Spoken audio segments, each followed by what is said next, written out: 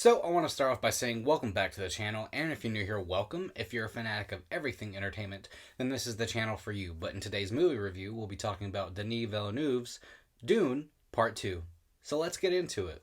So, as some of you may know, I just reviewed the first film, and it was my first time ever watching it because, well, to be honest, I thought that film was going to be a bit complicated for me because sometimes me and sci-fi epics don't get along 100% of the time because sometimes the story is a bit complicated for me. I am a simpleton, I will admit. And that's why I put off that movie for such a long time. But yesterday, I finally checked it out and I bought into the hype. I really enjoyed that movie. I gave it a 90%, which is a 9 out of 10 or a 4.5 out of 5. Highly recommended. I had a few issues with it, but nothing major. So I watched that movie for the first time, and I've had it on 4K for like the last 2 years and didn't watch it till yesterday. But yeah, I used yesterday as an excuse to watch that film. That way I can know what I'm getting myself into with Dune Part 2, because I will admit, with my 25 years of life, I never went to an IMAX screening until today, and that was for Dune Part 2, which I wish that I got to see Oppenheimer in IMAX, especially since mine does have a 70mm print, or it's able to play 70mm films, which, oddly enough, Dune Part 2 didn't come to my theater, or at least my IMAX theater, in 70mm, but it came to IMAX, but that's besides the point. Either way, let's get into what I liked about this film. Once again, cinematography is amazing. The director of photography, like I said, I have to give credit to where credit is due, because this film and the first film are some of the most beautiful movies I've ever seen, regardless if it's a desert or not, because sometimes I put off on desert movies because I hate the desert. I'm not saying I'm Anakin Skywalker and I hate sand, but for the longest time I didn't think that people could do like desert settings justice. And then Dune came along. Cinematography is great. Set design, once again, is fantastic. The costumes, once again, are awesome. The vehicles used in here, the spacecraft and everything, awesome. Even though they did carry over most of what was in the first, but still, even then, amazing. And another thing I love about this film is the action in here. There is quite a bit more action scenes than that of the original film, or at least Dune Part 1. Like, there was some action sequences in there, and they were very impactful in that film, and they're very impactful in this film. And you know, I think there's like at least 7 to 10 action sequences in here, where like the first one had 3 to 5. So like, I'm not complaining, okay? Like, those scenes were phenomenal, especially in IMAX. The visuals and the audio, fantastic. I'm glad I got to see these scenes in IMAX. Like, the action scenes are great. You need to see them. They're not like spectacular, you know, they're not the best that you've ever seen, but with Hans Zimmer's score, they really made an impact on me. You could really felt the weight that these scenes were carrying. And then the acting, once again, this time we do have new additions to it. On top of Timothy Chalamet, Rebecca Ferguson. I know I called her Michelle Ferguson in my previous video. I was thinking about an old friend. Sorry about that. Josh Brolin shows up again, and Zendaya and a couple other familiar faces. And then once again, Dave Bautista and the Skarsgård returns in here, and they do fantastic as well. And then we have new additions in the film.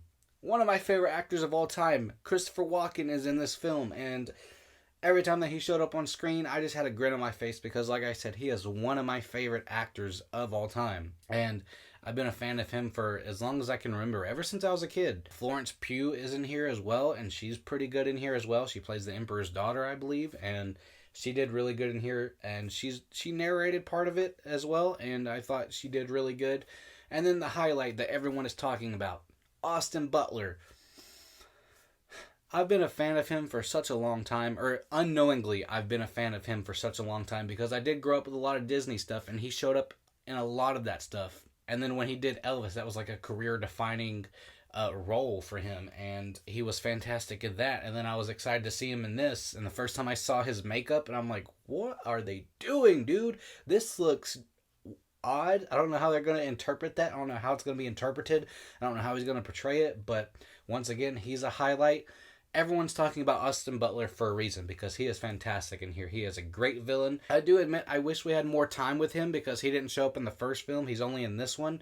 I wish he either showed up at the end of the first one, or we just had a bit more scenes with him in this one. But yeah, he was great in here. But on top of that, everyone wants to talk about Austin Butler.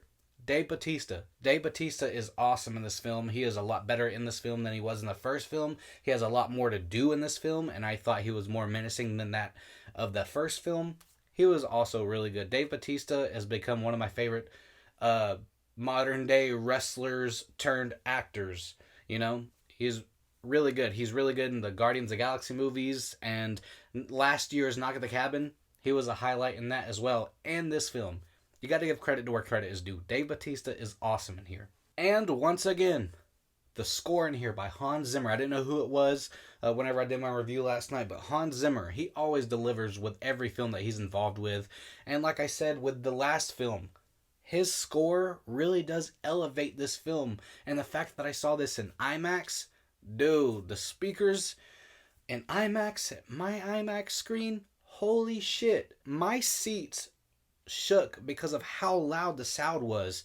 And the score in here, like I said, it elevates every scene that it's in. It has a bit of a more, it gives a bit more impact to certain scenes if it wasn't for the score. Like, the score is just phenomenal in here. But with that being said, let's move on to the things that I'm mixed with this film. Once again, I wish we had more time with certain characters. I love that Denis Villeneuve is interpreting the book with just 2 films. A lot of people like to condense a book into a 2-hour film. And here it is. He's doing it with 2 films with just 1 book, which I think is fantastic. But like I said, I wish, like in the first film, I wish we had more time with certain characters in here. Another thing that I mixed on in here is the story, because that is sort of what dragged it for me, and then I'm going to get into my negatives. But the story, I was okay with where it's headed. It's just the turn that it took to get to where it's headed.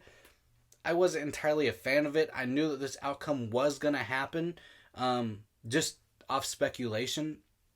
I know that this outcome was going to happen. I just don't like the way that they portrayed it on screen. I don't like the direction that they went entirely. And that's why on my drive home, I was like, what do I really think about this? Like, I had to actually, even though I was blaring my music, I wasn't paying attention to the music. I was just thinking about what happened in here. So, you know, the story in here, up until a certain point, it was really good. And then they took a certain turn in here that I just wasn't a fan of. It made me want to read the books, not because it's an amazing film like the first film, because I want to see what they changed. You know, I want to read the Dune books now.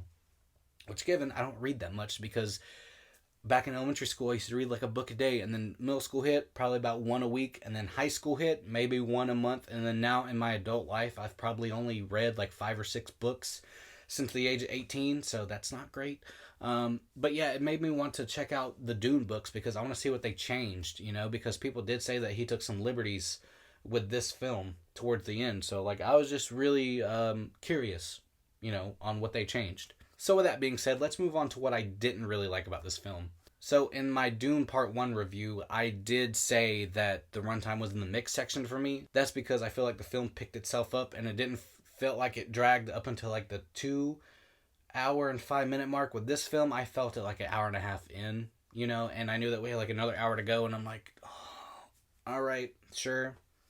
I mean, I'm going to sit here and watch it, but I don't think the pacing was that well done if I'm feeling that way around an hour and a half in compared to the original Dune. I only felt that like 2 hours in, 2 hours and 5 minutes. I don't want to be that person that's like 2.5 hours, almost 3 hours long. That's some bullshit. Like, I'm not that person. If your film like has a great story or great pacing, then I'm all for it. If a film is like 3+ hours, like I used to be obsessed with Lord of the Rings films, regardless if they're 3 or 4 hours long.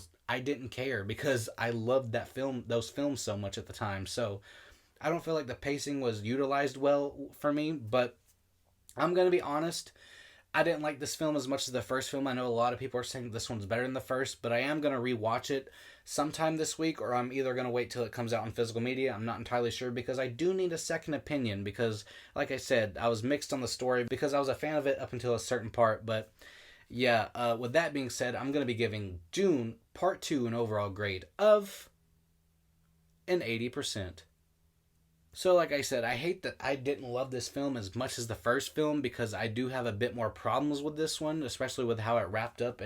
But it does make me curious as to where it's going to go if they make another film, because I do want to see how this concludes. If Denis Villeneuve does continue to make these films, I will be there day one. But I wish I loved this one as much as the first film, and the last time that I bought into movie hype was Godzilla Minus One, and that paid off, and I felt like with Dune Part 1, that paid off. I don't feel like this one entirely paid off, unless I give it another watch and give it a second opinion, but As always, I just want to say thank you for everything that you do. And with that being said, I hope to see you in the next video.